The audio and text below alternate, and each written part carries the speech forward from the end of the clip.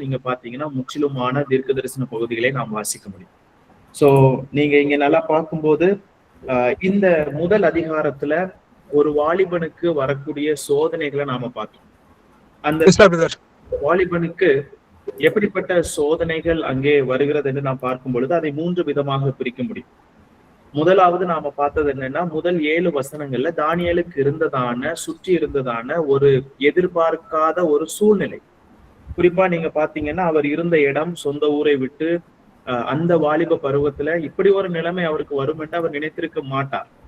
அதுவும் இல்லாம ராஜகுலத்தை சார்ந்தவர்கள் இவர்கள் அங்கேயே இருந்திருப்பார்கள் என்று சொன்னால் உச்சம் அடைந்திருக்கலாம். ஆனால் இங்கே எதிர்பாராத ஒரு சிச்சுவேஷனுக்குள்ள அவங்க கடந்து வருகிறதை நாம் பார்க்க முடியும். அது மட்டும் இல்ல, இரண்டாவது நீங்க பாத்தீங்கன்னா 8-14 உள்ள வசனங்களிலே நாம் சிந்திக்கும் பொழுது 8-16 வரை உள்ள வசனங்களை நாம் பார்க்கும் பொழுது அங்கே நாம் தைரியத்தை மட்டும் பார்க்க முடியாது. தானியேலுடைய வாழ்க்கையில அவர் இருந்ததான அந்த சரியான ஒரு ஜென்டில்மேனாக அவர் நடந்து கொள்கிறதை நாம் பார்க்க முடியும். ஆக நாம எவ்வளவு தைரியம் உடையவர்களா இருக்கிறோம் அப்படிங்கிறதை விட நம்முடைய தைரியத்தையும் நமக்கு தெரிந்திருக்கக்கூடிய அந்த சட்டதிட்டங்களை சரியான விதத்துல நாம பயன்படுத்துகிறோமா என்பது ரொம்ப ரொம்ப முக்கியம். அதுல தானியேல் ஒரு நல்ல உதாரணத்தை நமக்கு கற்றுத் தருகிறான். தானியேலுடைய வாழ்க்கையை நாம் யோசிக்கும் பொழுது அவர் தைரியமான ஒரு நபராக இருந்தார். அதற்கு முக்கிய காரணம் என்னவாக இருந்தது என்று நாம் சிந்திக்கும் பொழுது இந்த புத்தகத்தினுடைய மைய, அதாவது கீவோஸ், திறவுகோல் வசனமானது 4ஆம் அதிகாரத்துல இருக்குதுன்னு சொன்னேன். உன்னதமான தேவன் அரசாளுகிறார் என்று நாம் பார்த்தோம். ஆக இவ்வளவு தைரியத்தை கொடுத்ததற்கு மிக முக்கிய காரணம் தானியேலுக்கு. தானியேல் கொண்டிருந்த அந்த நம்பிக்கை, தேவன் எல்லாரையும் ஆளுகை செய்கிறார், அவர் என்னையும் ஆளுகை செய்கிறார், இங்க இருக்கிற எல்லா ராஜ்யங்களையும் பேரரசுகளையும் அவர் ஒருவரே ராஜ்யம் செய்கிறார் என்கிற சிந்தனை அவனுக்கு இருந்தது. ஆக ஒவ்வொரு முறையும் ராஜாவை எதிர்கொள்ளும் பொழுது, மனிதர்களை எதிர்கொள்ளும் பொழுது அவன் தைரியமாக அவர்கள் எல்லாரையும் எதிர்கொண்டான் என்பதை நாம் இதிலிருந்து அறிந்து கொள்ள முடியும். ஆக அங்கே எதிர்கொண்டது மாத்திரம் கிடையாது, அவன் அணுகக்கூடிய முறைகளை நாம் அவனிடத்திலிருந்து கற்றுக்கொள்ள வேண்டும். ஒரு சரியான விஷயத்தையும் கூட சரியான விதத்துல செய்ய வேண்டும் என்பதுதான் வேதம் நமக்கு போதித்து தருகிறது. நாம சரியா இருக்கிறோம் என்பதை நாம் எப்படி வேண்டுமானாலும் வெளிப்படுத்தலாம் என்றால் அது தவறான ஒரு விஷயம். இங்க தானியேல் அவர்கள் தன்னை பிரஷர் பண்றதை அறிந்து கொண்டு, அழுத்தம் கொடுப்பதை அறிந்து கொண்டோம். அங்கிருந்த தலைவனிடத்திலே போய் பொறுமையாக அவன் வேண்டிக் கொள்கிறதை நாம் பார்த்தோம். ஆக நாம் இப்படித்தான் இருக்க வேண்டும். தானியேலுக்கு ஏன் அங்கே அவ்வளவு மரியாதையும் மதிப்பு இருந்துச்சுன்னு சொன்னா, அவன் ஒரு தேவ பிள்ளையாக இருந்தது மட்டும் கிடையாது, அவன் ஒரு ஒழுக்கம் உள்ள ஒரு நல்ல ஒரு ஜென்டில்மேனாக அவன் இருந்தான் என்பதில் எந்த மாற்று கருத்தும் இங்கே இல்லை. சோ 3வது பகுதியை நாம் அடுத்த கிளாஸ்ல நாம சிந்திக்கலாம் நான் சொல்லியிருந்தேன். அந்த 3வது பகுதி எதை பற்றின்னு சொன்னா, இங்கே தானியேலை தேவன் உயர்த்துகிறதை நாம் பார்க்க முடியும். அவனுடைய விருப்பத்திற்கு ஏற்றவாறு அவன் எடுத்த தீர்மானத்தை எல்லாருடைய கண்களிலும் தேவன் தயவு கிடைக்க செய்து அவனுக்கு அங்கே உயர்வை கொடுக்கிறதை நாம் பார்க்கலாம். இங்க இப்ப என்னன்னா, கிராஜுவேஷன் செரிமனி நடக்க போகுது. 3 வருடங்கள் தங்களுடைய அந்த பாபிலோனிய அந்த தேசத்திலே அவங்க கற்றுக்கொண்ட அந்த எல்லா பாடங்களும், அவர்கள் கற்றுக்கொண்ட எல்லா விஷயமும் இப்பொழுது நிறைவுக்கு வருது.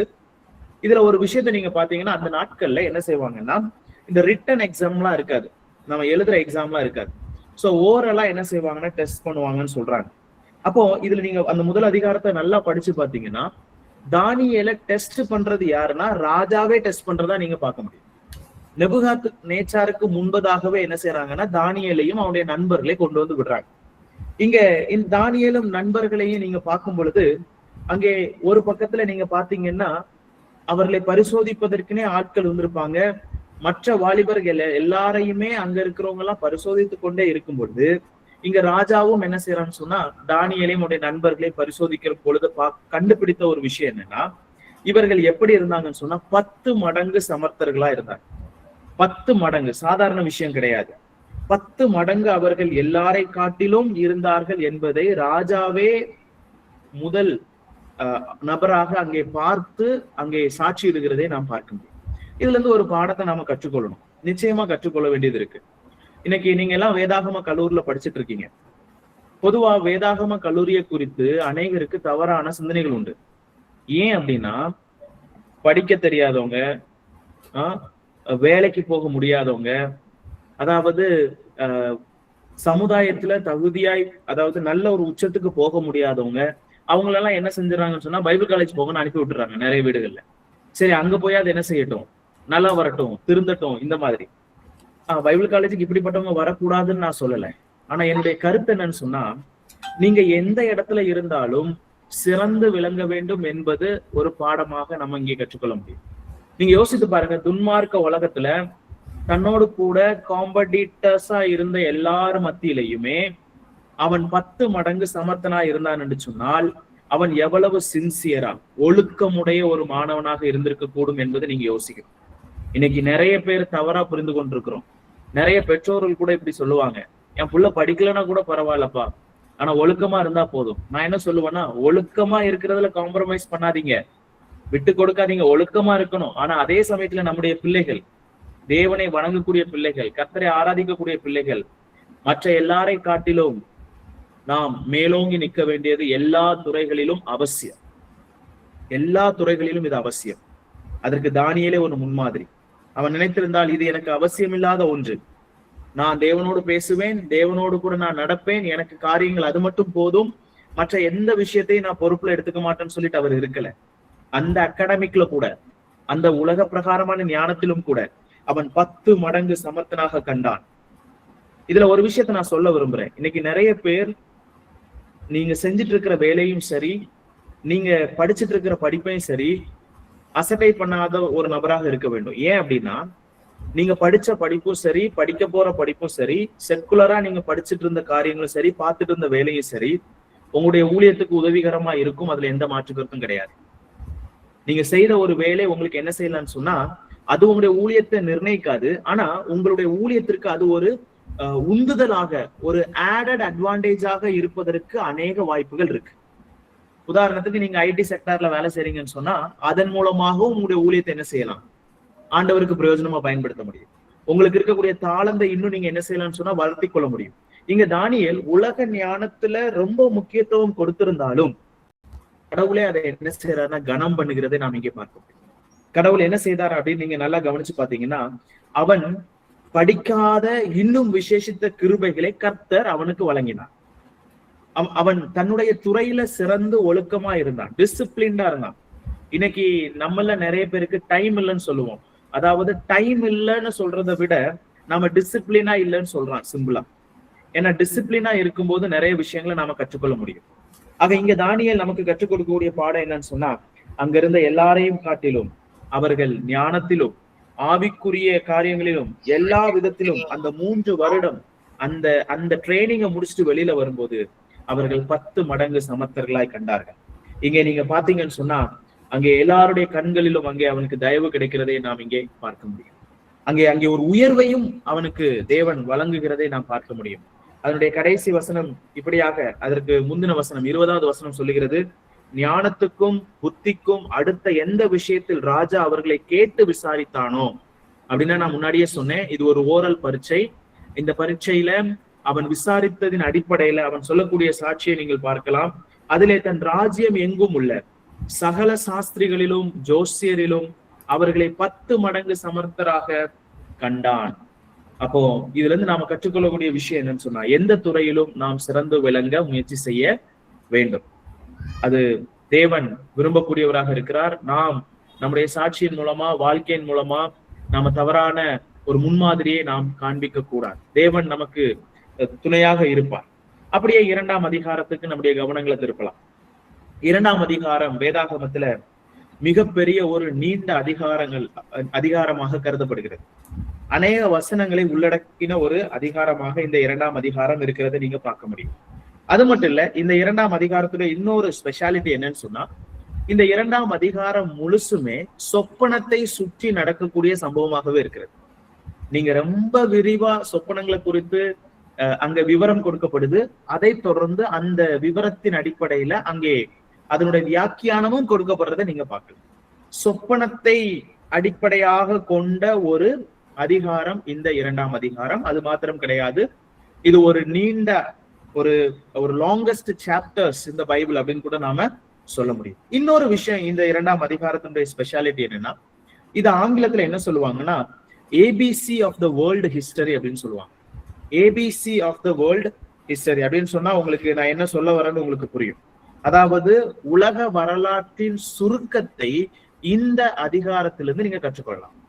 The world history, the pattern of the world history அப்படின்னு சொல்லுவாங்க. அந்த வரைபடம், உலகத்தினுடைய அந்த வரலாற்று சுருக்கத்தை இந்த அதிகாரத்துல நீங்க கற்றுக்கொள்ள முடியும். அப்ப இந்த சொப்பனத்தை நாம சரியா புரிந்து கொள்ளும் பொழுது நீங்க உலக வரலாற்றை படிப்பதற்கும் அது உங்களுக்கு உதவியாக மாறுகிறது. அப்ப இந்த சாப்டர் ரொம்ப முக்கியமான ஒரு சாப்டராக இருக்கிறது. அப்ப இந்த சாப்டரை நீங்க பாத்தீங்கன்னு சொன்னா எத்தனையோ தீர்க்க தரிசன பகுதிகள் நமக்கு இருந்தாலும் அந்த தீர்க்க தரிசன பகுதிகளுக்குள் இந்த தீர்க்க தரிசன பகுதியானது சிறந்த அல்லது முக்கியம் வாய்ந்த ஒரு பகுதியாக இருக்கிறது. அப்ப இங்க பாத்தீங்கன்னா இதுல என்னெல்லாம் இருக்கு அப்படின்னு பாத்தீங்கன்னா ராஜ்யங்கள் தோன்றி மறைந்த பேரரசுகள் மற்றும் ராஜ்யங்களை குறித்ததான சம்பவங்கள் இங்க இருக்கு. அதாவது ராஜ்யங்கள் தோன்றின ராஜ்யங்களும் அதுக்கப்புறம் தோன்றி மறைந்த ராஜ்யங்களை குறித்து நாம நீங்க என்ன செய்யலாம்னு சொன்னா இந்த அதிகாரங்கள்ல பார்க்க முடியும். இப்ப முதலாவது நாம கற்றுக்கொள்ள வேண்டிய விஷயம் என்னன்னா இந்த கனவை அல்லது இந்த சொப்பனத்தை கண்ட காலத்தை நாம் அறிந்து கொள்ள வேண்டும். 2ஆம் அதிகாரம் அதனுடைய 1வது வசனம். நெபுகாத்நேச்சார் ராஜ்யபாரம் பண்ணும் 2ஆம் வருஷத்திலே நெபுகாத்நேச்சார் சொப்பனங்களை கண்டான். அதனால் அவனுடைய ஆவி கலங்கி அவனுடைய நித்திரை கலைந்தது. இங்க நாம இந்த சம்பவம் எந்த டைம்ல நடந்தது அப்படின்னு பாத்தீங்கன்னா அவன் ராஜ்யபாரம் பண்ணும் 2ஆம் வருஷத்திலே அப்படின்னு வாசிக்கும். 2ஆம் வருஷத்திலே. அப்போ இந்த பகுதிக்கு நீங்க ஒரு தலைப்பு கொடுக்கணும்னு சொன்னா என்ன தலைப்பு கொடுக்கலாம்னு சொன்னா யுகங்களின் மூலமாக தேவன் வைத்திருக்கக்கூடிய திட்டங்களை நாம் இந்த பகுதியில படிக்க முடியும். இந்த வேர்ல்டு ஹிஸ்டரி மூலமா, அதாவது God's plan through the ages. இந்த உலக வரலாறுக்கு, இந்த உலகத்திற்கு ஆண்டவர் எப்படிப்பட்ட திட்டங்களை வைத்திருக்கிறார் என்பதை இந்த அதிகாரத்துல நீங்க படிக்க முடியும். அவர் ராஜ்யபாரம் பண்ணும் 2ஆம் வருஷத்துல இந்த சம்பவம் நடக்கிறத நீங்க பார்க்கலாம். இப்போ கேள்வி என்னன்னா இதை இன்னும் நாம இந்த பேக்ரவுண்ட சரியா புரிந்து கொள்ளணும். இதற்கு ஆதாரமாக எரேமியாவின் புஸ்தகம் 46ஆம் அதிகாரம் அதனுடைய முதல் 2 வசனங்களை நாம படிக்க வேண்டியது அவசியம். எரேமியாவின் புஸ்தகம் 46ஆம் அதிகாரம் அதனுடைய முதல் 2 வசனங்கள். 46ஆம் அதிகாரம் முதல் 2 வசனங்கள். புறஜாதிகளுக்கு விரோதமாய் புறஜாதிகளுக்கு விரோதமாய் எரேமியா தீர்க்கதரிசிக்கு உண்டான கர்த்தருடைய வசனம். எகிப்தை குறித்தும் ஐப்ராத் நதி அண்டையில் கர்கேமிசிலே இருந்ததும் பாபிலோன் ராஜாவாகிய நெபுகாத்நேச்சர் யோசியாவின் குமாரனாகிய யோயாக்கிம் என்னும் யூதா ராஜாவின் 4ஆம் வருஷத்திலே முறிய அடித்ததுமான பார்வோன் நேகோ எனப்பட்ட எகிப்து ராஜாவின் இராணுவத்தை குறித்து அவர் சொல்லுகிறது என்னவென்றால் அப்படின்னு வாசிக்கும். இப்ப இங்க நீங்க பாத்தீங்கன்னா இங்க மிக தெளிவாக சொல்லப்பட்டிருக்கிறது. யோயாக்கிம் யூதாவின் ராஜாவாகிய யோயாக்கிமினுடைய 4ஆம் வருஷத்துல எகிப்தினுடைய ராஜாவை இந்த நெபுகாத்நேச்சர் என்ன செய்யறாருன்னா கைப்பற்றுகிறார். அந்த ராஜாவினுடைய பெயர் அங்க தெளிவாக சொல்லப்பட்டிருக்கிறது. அந்த ராஜா பெயர் என்னன்னு சொன்னா பார்வோன் நேகோ அப்படின்னு சொல்லப்பட்டிருக்கு. பார்வோன் நேகோ, ஆங்கிலத்துல ஃபேரோ நெகோ அப்படின்னு சொல்லுவாங்க. பார்வோன் நேகோன்னு சொல்லப்பட்டிருக்கு. சோ இவர் ஒரு எகிப்தின் ராஜா. சோ இந்த பின்னணி உங்க மனசுல நீங்க நல்லா நிறுத்திக்கோங்க. இந்த டைம் பீரியட்ல இந்த நெபுகாத்நேச்சர் என்ன செய்யறாருன்னா போர் தொடுத்து அங்க இருக்கக்கூடிய அண்டை தேசங்களுக்கு நேராக போரை தொடுத்து அங்க இருக்கக்கூடிய ஒவ்வொரு ராஜ்யங்களை கைப்பற்றி கொண்டிருக்கக்கூடிய சமயம் இது. இதுல குறிப்பா நீங்க இங்க பாத்தீங்கன்னா எகிப்தை என்ன செய்யறாருன்னா கைப்பற்றுகிறார். எகிப்து ராஜ்யத்தை கைப்பற்றுறாரு. இப்ப எகிப்து ராஜ்யத்தை கைப்பற்றி அந்த வெற்றியினுடைய தொடர்ச்சியாகவே அவர் என்ன செய்ய போறாருன்னு சொன்னா ஒவ்வொரு தேசங்களா தொடர போறாரு. இப்ப எகிப்துக்கு அப்புறம் அவருடைய கவனம் எங்க போகுது? எருசலேமுக்கு போகுது. எருசலேமுக்கு வராரு. அதான் நாம முதல் அதிகாரத்துல நாம பார்த்தோம், 1வது வசனத்திலேயே நாம பார்த்தோம். அவர் எருசலேமுக்கு நேராக வந்து எருசலேமையும் முற்றுகையிட்டு என்ன செய்யறாரு? சில ராஜகுல நபர்களையும் அதோடு கூட சில பாத்திரங்களையும், ஆலயத்தின் பாத்திரங்களையும் எடுத்துட்டு போறதா நாங்க பாக்குறோம். ஆனா இதுல நீங்க நல்லா கவனிச்சு பாத்தீங்கன்னா வரலாறு நீங்க படிக்கும் பொழுது ஒரு விஷயம் இதுல நடக்கிறத நீங்க பார்க்கலாம். இப்ப எகிப்தை கைப்பற்றினதுக்கு அப்புறம் இவர் தொடர்ச்சியா என்ன செய்யறாருன்னா தன்னுடைய வெற்றியின் அடையாளத்தினால வெற்றியை தொடர்பு கொண்ட போகும் பொழுது என்ன அங்க நடக்குதுன்னா தன்னுடைய தகப்பனார் மரித்து போகிறார். யாருடைய தகப்பனார்? இந்த நெபுகாத் நேச்சருடைய தகப்பனார் மரித்து போகிறார். அவருடைய பெயர் என்னன்னு சொன்னா நபோபொலேசர் அப்படின்னு சொல்லுவாங்க. நீங்க கேள்விப்பட்டிருப்பீங்க இந்த பெயரை. நபோபொலேசர்னு சொல்லக்கூடிய தன்னுடைய தகப்பனாக இருந்த பாபிலோனின் ராஜாவாக இருந்த நெபுகாத் நேச்சருடைய தந்தை நபோபொலேசர் இந்த இஸ்ரவேலுக்கு, அதாவது எருசலேமுக்கு நேரா போர் தொடுத்து போகும் பொழுது, அந்த சம்பவம் நடக்கிறதுக்கு முன்னாடி, போர் தொடுத்து கைப்பற்றுவதற்கு முன்னாடியே நெபுபொலேசர் எனக்கூடிய தன்னுடைய தகப்பன் மரித்து போறார். அப்ப இவர் இடையில என்ன செய்யறாருன்னா, போர் தொடுக்கிறத நிறுத்திட்டு திரும்பி போறாரு. அப்பாவுடைய அந்த இறுதி சடங்குகளை எல்லாம் முடிக்கிறதற்காக, நெபுபொலேசருக்கு செய்ய வேண்டிய இறுதி மரியாதையை செலுத்துவதற்காக, தன்னுடைய வெற்றியை எகிப்துக்கு அப்புறம் எருசலேம்ல தொடராம அப்படியே பாதியில அதை கைவிட்டுட்டு திரும்பி போறாரு. இப்ப திரும்பி போனது மட்டும் கிடையாது, அங்கே போனதுக்கு அப்புறம் கடைசியா நீங்க பாத்தீங்கன்னா இந்த சம்பவம் எப்ப நடக்குதுன்னு சொன்னா கிட்டத்தட்ட 605 பிசில இந்த சம்பவம் நடக்குது. ஓகேங்களா? 605 பிசில அவர் திரும்பி போறாரு இந்த பிளானை ஸ்டாப் பண்ணிட்டு. அங்க போனதுக்கு அப்புறம் இப்ப நெபுகாத் நேச்சர் அபிஷியலா ஒரு ராஜாவாக அங்கே பதவி ஏற்கிறார். அந்த டைம் பீரியட் நீங்க பாத்தீங்கன்னா 606 பிசின்னு சொல்லலாம். அப்ப இப்போ இதெல்லாம் மனசுல வச்சுட்டு இந்த வசனம் தெளிவா சொல்லுது,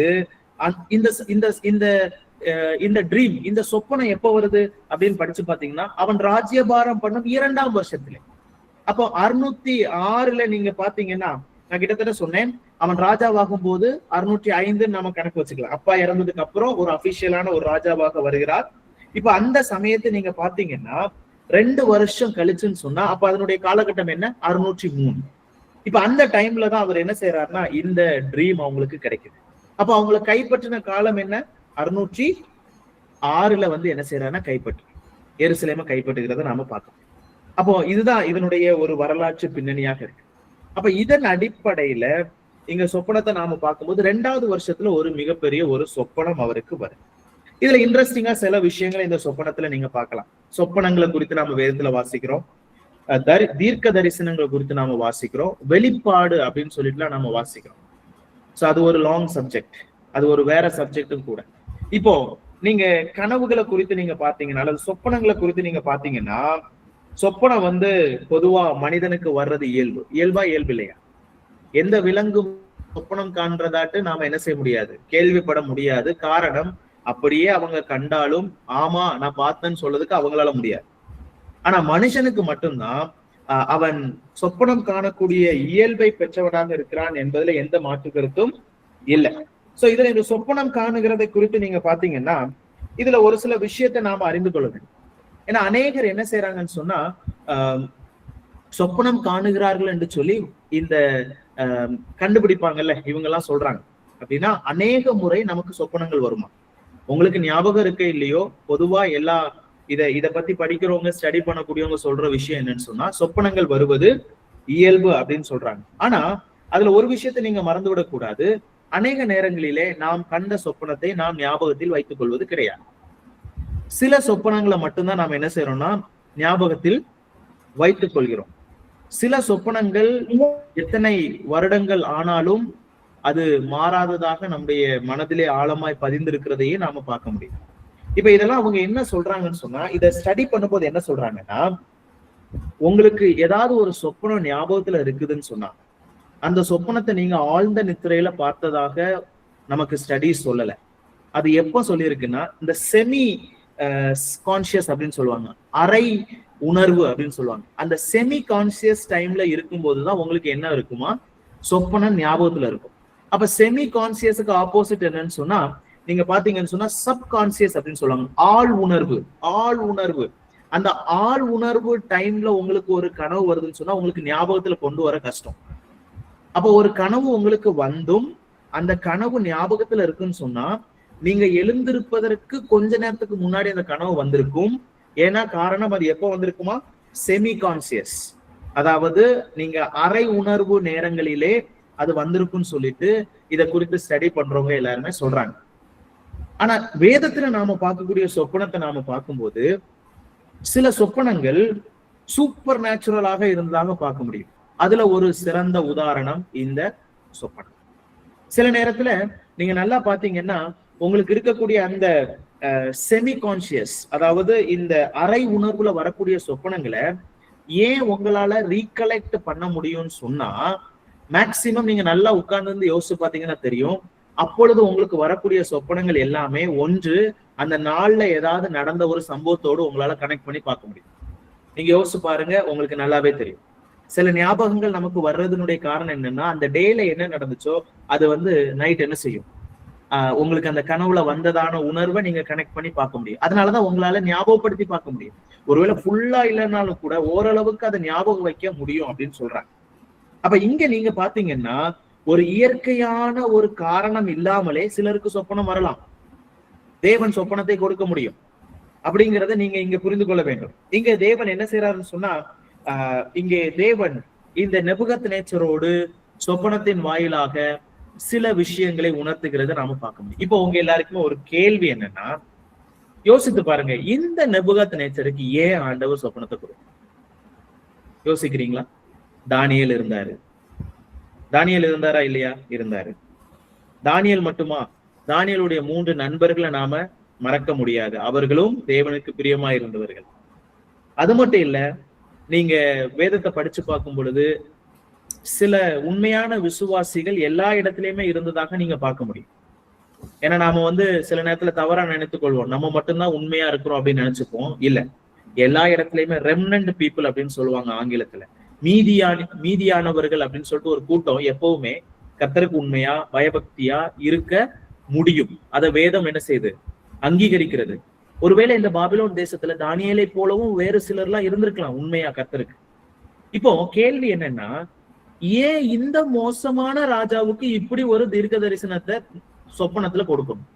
யாரு வேணாலும் பதில் சொல்லலாம். ஏன் கொடுக்கணும் சார்? தேவன் தான் எல்லாம் செய்ய